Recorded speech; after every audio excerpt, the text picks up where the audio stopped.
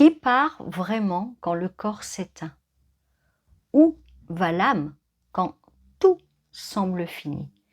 Pourquoi certains partent dans la paix et d'autres restent coincés? Est-ce que tout le monde trouve la lumière ou existe-t-il plusieurs chemins vers l'au-delà? Bienvenue dans Voyage dans l'inexplicable. Je suis Lorraine Jourdain, plus connue sous le pseudonyme de Lexamaro. Je suis médium, clairaudiente, auteure et conférencière. Aujourd'hui, je vous emmène au cœur d'un moment que personne ne peut éviter, le passage vers l'au-delà. Mais il faut savoir qu'il n'y a pas qu'un seul chemin. Il y en a au moins 4, très différents. Chacun révèle un mystère de l'âme, un état de conscience et un lien plus ou moins libéré avec la Terre. Alors, dans cette vidéo, vous découvrirez les 4 types de passages que l'âme peut emprunter au moment de quitter ce monde, mais aussi les signes qu'elle laisse, les obstacles qu'elle rencontre et les lieux où elle arrive une fois de l'autre côté. Ce voyage vous fera peut-être voir la mort autrement, comme une transition, une bascule, un envol. Allons au-delà du dernier souffle, l'instant du passage entre matière et lumière. Tout commence en une fraction de seconde, un souffle qui s'arrête, un battement qui ne revient pas, et puis le silence. Un silence total, absolu, qui surprend. L'âme ne comprend pas toujours. Elle flotte au-dessus de son corps ou, voire juste à côté, sans savoir où elle est, ni pourquoi elle voit ce qu'elle voit. Elle ressent encore la matière, mais elle ne peut plus y rentrer. Ses membres ne répondent plus. Son cœur ne bat plus. Et pourtant, elle est là, consciente, présente, vivante autrement. Le passage a commencé. Il n'a duré qu'un instant, mais cet instant change tout. Alors, certaines âmes le vivent comme une libération. La douleur disparaît immédiatement. Le poids du corps, n'existe plus. La paix envahit tout l'espace. Pour d'autres, par contre, ça peut être un choc. Elles voient leurs proches pleurer, les gestes de secours, les cris, et elles ne savent pas qu'elles sont parties. Elles essaient de parler, de toucher, de crier, qu'elles sont là, mais personne ne les entend. Alors, le doute s'installe. Suis-je mort ou morte? Est-ce réel? Pourquoi ne me voit-on plus? Certaines âmes errent autour de leur corps. Elles ne veulent pas partir, du moins pas encore. Ce moment entre les deux mondes peut durer plusieurs minutes ou beaucoup plus. Il dépend de la conscience de l'âme, de sa préparation, de son attachement à la vie et parfois de son histoire karmique. L'instant du passage n'est donc pas identique pour tous, mais il est toujours un seuil. Le corps cesse, l'âme s'ouvre à autre chose. Un entre-deux flottant, invisible, où tout se joue. L'accompagnement invisible. Toutes les âmes ne quittent pas ce monde seules. Certaines sont accueillies, attendues même. Dès les premières secondes, une présence se manifeste. Parfois connue, parfois totalement nouvelle. Un défunt de la famille, une âme amie, un guide de l'au-delà ou un être de lumière venu pour l'escorter. Ils ne parlent pas toujours avec des mots. Leur langage est vibratoire, intuitif, télépathique. Mais l'âme les reconnaît. Même si elle ne les a jamais vus, elle sent qu'elle peut leur faire confiance. Ils sont là pour elle, uniquement pour elle. Ils ne forcent pas le passage. Ils attendent qu'elle soit prête. Ils rassurent, ils enveloppent, ils montrent la lumière ou le chemin à suivre. Chez certains mourants, on observe leurs yeux qui s'illuminent avant le dernier souffle. Ils regardent vers un coin de la pièce et murmurent un prénom, un sourire. C'est que quelqu'un est venu, quelqu'un les attend. Même dans les morts soudaines, l'accompagnement peut être immédiat. Un choc, une fracture, et déjà des bras invisibles se tendent. Il arrive aussi qu'un animal décédé vienne accueillir son humain. Un regard, un frôlement, une évidence, cet accompagnement peut durer quelques minutes ou bien quelques heures, voire des jours. Tout dépend de l'âme, de son état émotionnel et de ce qu'elle accepte de laisser derrière elle. Si elle a peur, les présences l'attendent. Si elle hésite, elle l'entoure sans la pousser. Mais jamais elle n'est laissée seule par hasard. Si par exemple, aucune présence ne se manifeste, eh bien, ce n'est pas un oubli. C'est que l'âme doit d'abord regarder quelque chose ou se délester de ce qui l'empêche d'avancer. L'accompagnement invisible n'est pas un privilège, c'est une aide offerte à chaque âme selon ce qu'elle peut recevoir. Et quand le lien se fait, alors commence un autre passage, plus doux, plus clair, plus léger, vers un monde où l'amour n'a plus besoin de mots. Premier type de passage, le passage conscient. Certains ne sont pas surpris de mourir, ils le savent, ils l'ont toujours su, sans savoir pourquoi. Il y a en eux comme une vieille préparation, un pressentiment calme, une lucidité très douce. Ils n'ont pas besoin de signes, ils sentent le moment qui approche. Même les enfants, parfois, savent. Ils parlent de lumière, de départ, de retrouvailles avec un être qu'ils n'ont jamais vu dans cette vie. Mais leur âme se souvient, et ce souvenir s'ouvre dans les jours ou les heures qui précèdent. Il arrive même que l'âme choisisse son heure exacte. Des personnes attendent qu'un proche arrive pour partir. D'autres partent quand tout le monde a quitté la pièce. C'est un acte conscient, intime, comme un rendez-vous que l'âme ne peut manquer. Certains voient leur vie entière défiler, mais pas comme on le croit, pardon. Donc ce n'est pas comme un film. C'est plutôt comme une sensation qui remonte. Chaque instant retrouvé, non pas mentalement, mais vibratoirement. Et là, les regrets s'éteignent, les pardons s'accordent silencieusement. Tout s'aligne dans une paix qui n'a pas de mots. Dans les heures qui précèdent, le corps s'alourdit, mais l'âme, elle, s'allège. Elle se détache lentement à l'avance. Elle commence déjà à voyager, même si elle reste encore liée au souffle. Certains parlent en rêve à leur guide ou à ceux qui les attendent de l'autre côté. D'autres reçoivent des messages qu'ils ne comprennent qu'au dernier moment. Le passage est alors comme un seuil qu'ils connaissent déjà, comme s'ils l'avaient franchi dans une autre vie. Il ne s'agit pas de mourir, mais de rentrer. L'âme ne se débat pas, elle glisse, elle suit un appel ancien qui résonne en elle depuis toujours. Elle reconnaît la lumière et elle y va sans peur ni résistance.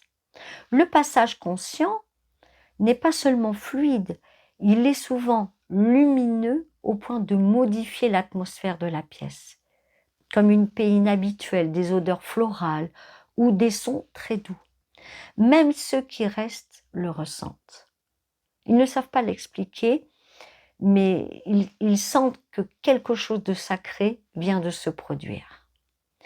Ce type de passage n'est pas réservé à ceux qui méditent ni à ceux qui croient.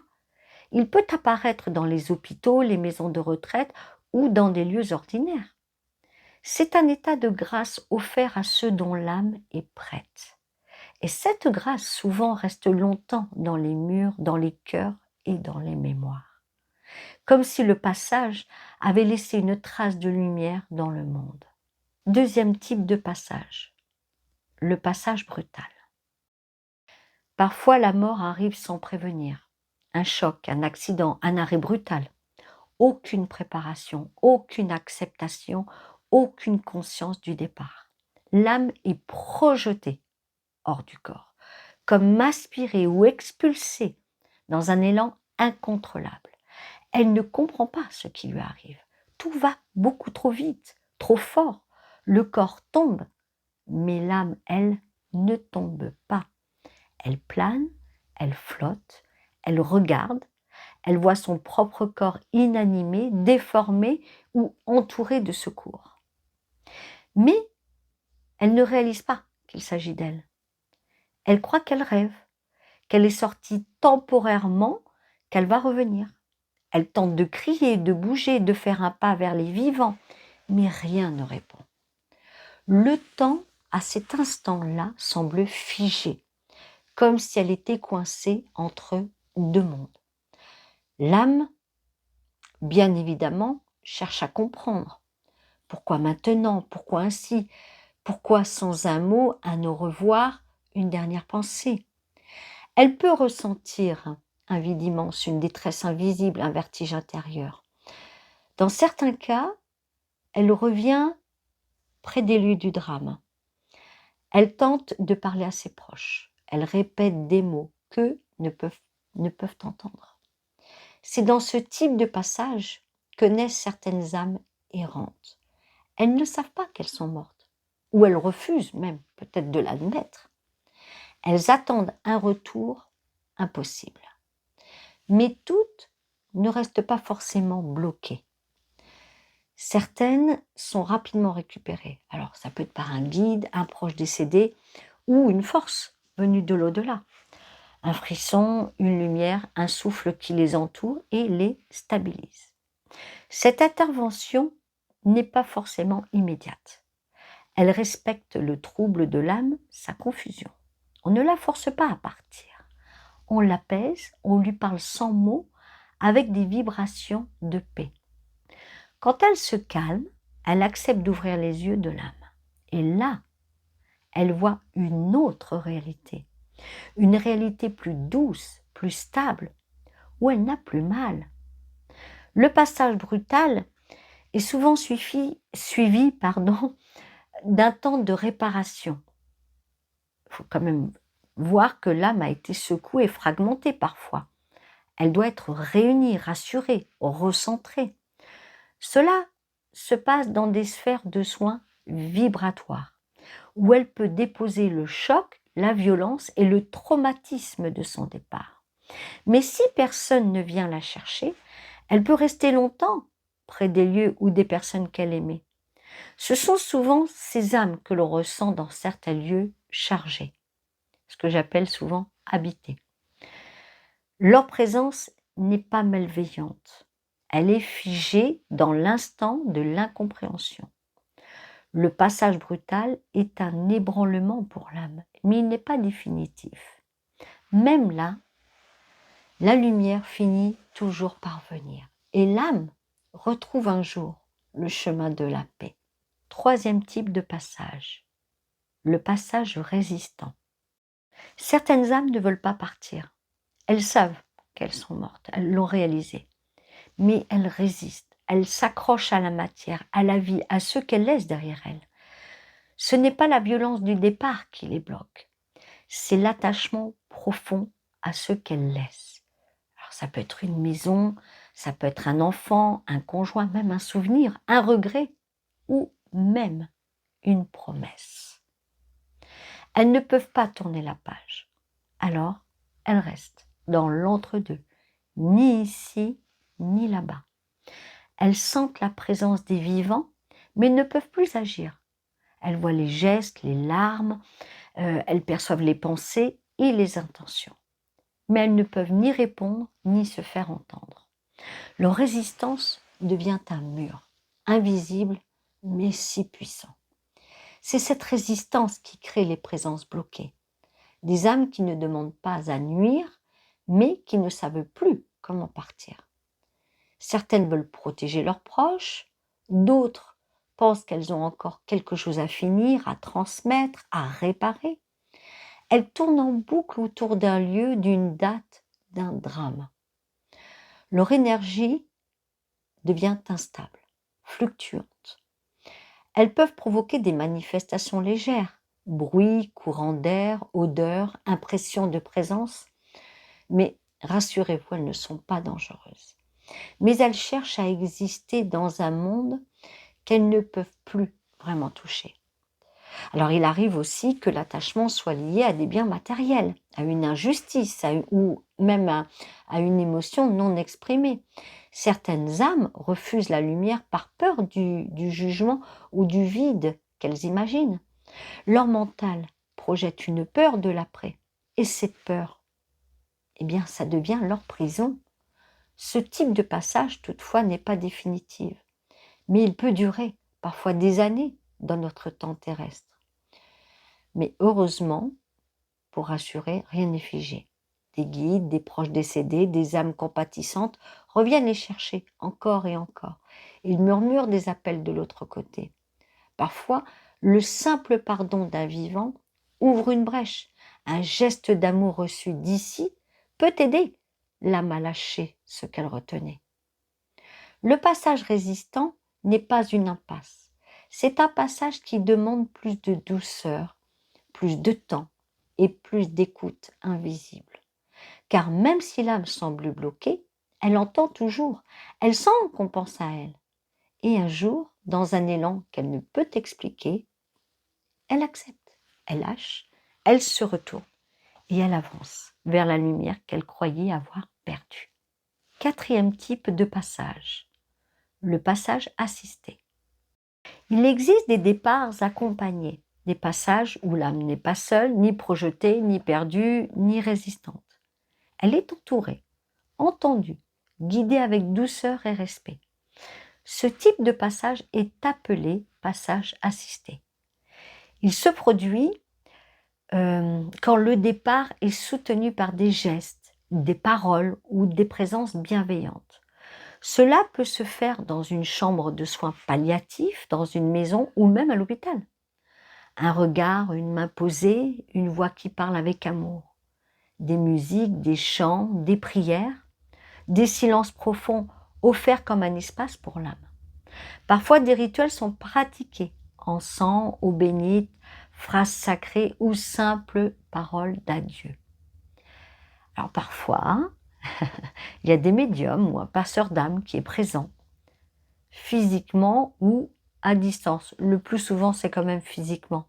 Voilà, on va rien cacher. Mais il ne force rien, il ouvre, il parle à l'âme, comme un enfant qui hésite à traverser un pont. Il lui tend une vibration de paix et l'âme doucement s'apaise. Elle ne se sent ni jugée ni pressée. Elle se sent reconnue, accompagnée, accueillie. Vous savez, comme l'histoire que je vous ai racontée, je crois que c'était lors d'un live avec ma grand-mère paternelle. Alors, même si elle avait peur, par exemple, cette âme, même si elle ne croyait en rien, l'amour qui l'entoure, lui, ouvre un chemin. C'est l'acte de présence qui transforme ce passage. Le fait de rester auprès d'elle, même en silence, même sans un mot, l'âme sent qu'on l'aime jusqu'au bout. Et croyez-moi, cela change tout. Dans certains cas, ce sont les guides eux-mêmes qui organisent le passage assisté. Et oui, parce qu'ils envoient des signes, des rêves, des intuitions à ceux qui restent, pour les pousser à être là au bon moment. Parfois, ils guident une infirmière, un soignant ou un proche à prononcer la phrase qu'il fallait. Tout se fait en douceur, en intelligence subtile. Le passage assisté est souvent lumineux, sans choc, sans errance. Ils laissent chez les vivants une trace de beauté. Ils sentent qu'ils ont pu aider, qu'ils ont accompagné non pas la mort, mais une naissance invisible. Le passage vers un autre niveau de l'être. L'âme qui part avec des mains tendues vers elle devient évidemment plus légère. Elle n'a pas besoin de se débattre. Elle suit le souffle qui l'appelle comme un enfant qui comprend par la main et qui comprend qu'il peut y aller parce qu'il est aimé jusqu'au bout. Et si l'âme ne partait pas tout de suite? Il y a des âmes qui restent dans l'entre-deux. Alors, pas parce qu'elles sont perdues, elles savent où aller, mais elles attendent. Elles attendent parce que tout n'est pas terminé. Pas ici, pas encore. Certaines âmes ont fait le choix d'une suspension, un moment hors du temps entre la matière et la lumière. Ce sont ce qu'on appelle les âmes veilleuses, les âmes relais. Elles ne sont pas bloquées, je précise bien, ne pas confondre. Elles sont en contrat, un contrat d'attente de passage ou de transmission. Elles attendent qu'un proche comprenne quelque chose ou qu'un événement se produise avant de monter. Certaines veulent laisser un signe fort, une dernière trace, un message clair. Pas pour se faire entendre, mais pour accomplir ce qu'elles n'ont pas pu faire de leur vivant. D'autres attendent le départ d'un être aimé pour partir avec lui, pas par dépendance, mais par une promesse ancienne. Elles ne montent pas par respect, elles restent par fidélité d'âme. Et il y a aussi les âmes gardiennes, celles qui veillent sur un lieu, une lignée, une mémoire invisible. Alors, contrairement aux âmes bloquées ou aux âmes errantes, elles ne sont pas tristes, elles ne sont pas en souffrance. Elles tiennent un fil pour que d'autres puissent le retrouver. Ces âmes-là ne font pas de bruit, elles ne bougent pas les objets, elles ne glacent pas les pièces. Elles vibrent dans les fondations des choses, dans le silence des ancêtres, dans les rêves des enfants. Il arrive aussi qu'une âme reste là par amour pour ceux qui ne supportent pas son absence. Elle reste car le chagrin de ceux qui restent est trop fort. Elle sent qu'elle les retient en partant. Alors, elle suspend son départ pour leur permettre de se reconstruire. Mais ce sacrifice a un prix. L'âme ralentit son propre envol. Ce temps d'attente n'est pas vide. L'âme y vit des choses très subtiles. Elle comprend la portée de ses actes.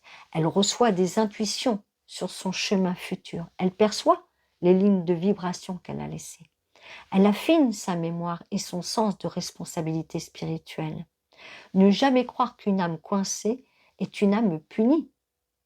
Parfois, elle est simplement en mission, invisible, silencieuse, sacrée. Quand l'âme atteint sa destination, le passage est franchi, le lien avec le corps est rompu, l'âme ne regarde plus en arrière. Elle avance, appelée par une lumière qui ne brûle pas, une lumière qui enveloppe, pas un tunnel, pas un lieu, une vibration de paix. La première chose que l'âme ressent, c'est le calme. Un calme inconnu sur terre, ni bruit, ni vide, un silence qui contient tout l'amour du monde. Puis vient la sensation d'être attendu. Quelque chose ou quelqu'un est là. Pas toujours un proche, non. Parfois, une présence plus ancienne, plus vaste, un guide, un être de conscience, parfois même plusieurs, comme une sorte de comité d'accueil invisible. Alors, ce n'est pas non plus une fête, ni non plus un jugement. C'est une reconnaissance, comme si l'âme était vue entièrement, sans honte, sans masque, sans défense. Elle est souvent emmenée dans un espace de repos vibratoire, ce que certains appellent une chambre de soins. Ce n'est pas un lieu physique, c'est un cocon d'énergie douce ajustée à son état intérieur. L'âme s'y dépose, elle libère les douleurs qu'elle a prises avec elle, les pensées lourdes, les chagrins anciens, les mémoires non digérées. Mais rien n'est forcé, tout se dissout à son rythme. Puis, vient le bilan. Mais ce n'est pas un jugement, je précise bien. C'est une vision totale de ce qu'elle a été, ce qu'elle a donné, refusé, ignoré, ce qu'elle a traversé et ce qu'elle a fait traverser aux autres. Elle ne subit rien, elle comprend. Alors, évidemment, pas mentalement, vibratoirement. Elle ressent l'impact de ses choix depuis le regard de ceux qu'elle a croisés. Elle sent le bien qu'elle a semé et parfois ce qu'elle aurait pu faire autrement. Elle n'est pas punie, bien évidemment que non. Elle est éclairée. Ce moment de vérité n'est pas une fin. C'est une porte, justement, que j'appelle et que l'on appelle vers l'évolution. Une étape de conscience. Après cela, l'âme entre dans un espace de pleine clarté. Elle rejoint la sphère qui correspond à son niveau vibratoire. Alors, ni trop haut, ni trop bas, juste exact. C'est là qu'elle se repose, qu'elle retrouve ce qu'elle aime, qu'elle réapprend qui elle est au-delà de tous ses rôles. Ce lieu n'est pas figé. Il évolue avec elle. Il la prépare à ce qui vient ensuite. Mais dans ce premier seuil de l'au-delà, elle n'est plus dans le combat, elle est dans l'accueil de ce qu'elle devient. Peut-on influencer le passage d'un proche? Quand quelqu'un que l'on aime est en train de partir, on se sent souvent impuissant ou impuissante. On regarde, on accompagne, on tient la main, mais à l'intérieur, une question revient. Peut-on l'aider à passer? Combien d'entre vous m'avez posé cette question? Et on peut aussi se poser, et je suis sûre que vous vous êtes posé cette question, peut-on faire quelque chose pour que l'âme qui s'en va? La réponse est oui, mais pas par le contrôle, pas par la volonté. C'est par la vibration transmise. L'âme est sensible à tout, même inconsciente, même silencieuse. Elle capte les pensées, les émotions, les tensions ou les élans d'amour qui circulent autour d'elle. Ce qui l'aide à partir, je vais vous le dire, ce n'est pas l'attachement, c'est la paix que l'on dégage, l'acceptation profonde et vibrante. Même si le cœur pleure, même si le corps tremble, l'âme perçoit ce qui est dit au-delà des mots. Si l'on dit, par exemple, « Je t'aime, tu peux y aller, je te laisse partir, je te remercie pour tout », alors quelque chose en elle se détend, s'ouvre, s'élève. Les gestes simples sont puissants. Allumer une bougie, créer du silence, mettre une musique qu'elle aimait, poser la main sur son front, ou tout simplement et tout bêtement être là, présent, en pensée, même à distance. Si le décès a déjà eu lieu, on peut encore aider l'âme dans les jours qui suivent, par des pensées d'amour, de lumière ou des mots prononcés à voix basse. Il n'est pas nécessaire de faire un rituel. Ce qui compte, c'est la sincérité et l'attention. L'âme reçoit toujours, même si elle ne répond pas. Écrire une lettre, parler à haute voix, faire un geste qu'elle aurait compris. Ce sont autant de ponts entre les mondes. Et ces ponts aident l'âme à traverser sans peur, sans attache, sans confusion. On n'empêche pas la mort, mais on peut adoucir le passage. Par la paix qu'on lui envoie, l'âme sent qu'elle est aimée, mais libre. Et parfois, ce simple espace offert en conscience fait toute la différence. Ce que l'âme conserve après le passage. Quand le corps s'éteint, on croit souvent que tout s'arrête. Mais pour l'âme, rien ne disparaît. Tout se transforme. Elle ne garde pas les douleurs, ni la fatigue, ni les limites du corps ou de l'âge. Mais elle conserve autre chose. Quelque chose, je dirais, de plus subtil.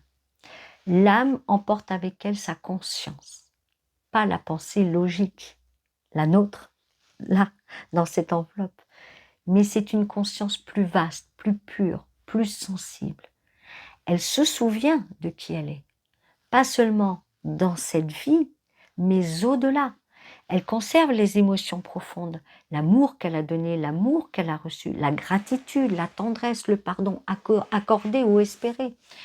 Elle garde en elle la trace des liens d'âme, ceux qu'elle a connus, ceux qu'elle retrouve dans l'au-delà ou ceux qu'elle attend plus loin.